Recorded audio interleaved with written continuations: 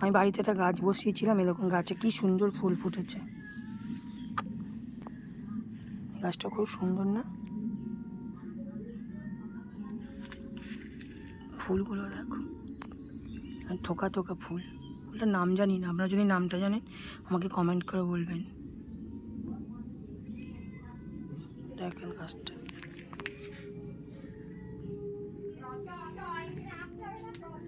গাছটা বেশি বড় না, ছোট্ট মতো, প্রচুর ফুল এসছে।